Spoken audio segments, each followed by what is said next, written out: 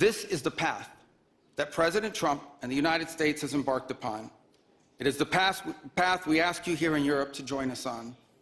It is a path we have walked together before and hope to walk together again.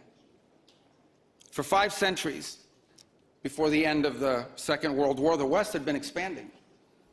Its missionaries, its pilgrims, its soldiers, its explorers pouring out from its shores to cross oceans, settle new continents, build vast empires extending out across the globe. But in 1945, for the first time since the age of Columbus, it was contracting. Europe was in ruins. Half of it lived behind an iron curtain, and the rest looked like it would soon follow. The great Western empires had entered into terminal decline, accelerated by godless communist revolutions and by anti-colonial uprisings that would transform the world and drape the red hammer and sickle across vast swaths of the map in the years to come.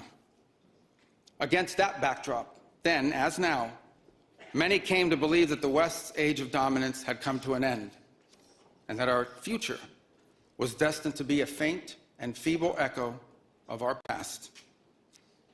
But together, our predecessors recognized that decline was a choice, and it was a choice they refused to make. This is what we did together once before, and this is what President Trump and the United States want to do again now, together with you. And this is why we do not want our allies to be weak, because that makes us weaker. We want allies who can defend themselves so that no adversary will ever be tempted to test our collective strength. This is why we do not want our allies to be shackled by guilt and shame. We want allies who are proud of their culture and of their heritage, who understand that we are heirs to the same great and noble civilization, and who together with us are willing and able to defend it. And this is why we do not want allies to rationalize the broken status quo rather than reckon with what is necessary to fix it. For we in America have no interest in being polite and orderly caretakers of the West's managed decline.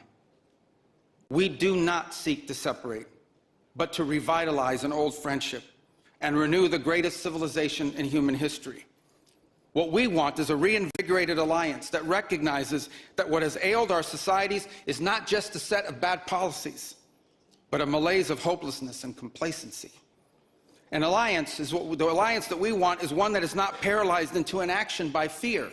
Fear of climate change, fear of war, fear of technology. Instead, we want an alliance that boldly races into the future. And the only fear we have is the fear of the shame of not leaving our nations prouder, stronger, and wealthier for our children. An alliance ready to defend our people, to safeguard our interests, and to preserve the freedom of action that allows us to shape our own destiny.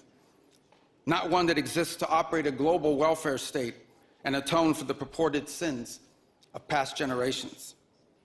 An alliance that does not allow its power to be outsourced, constrained, or subordinated to systems beyond its control. One that does not depend on others for the critical necessities of its national life. And one that does not maintain the polite pretense that our way of life is just one among many, and that asks for permission before it acts. And above all, an alliance based on the recognition that we, the West, have inherited together. What we have inherited together is something that is unique and distinctive and irreplaceable.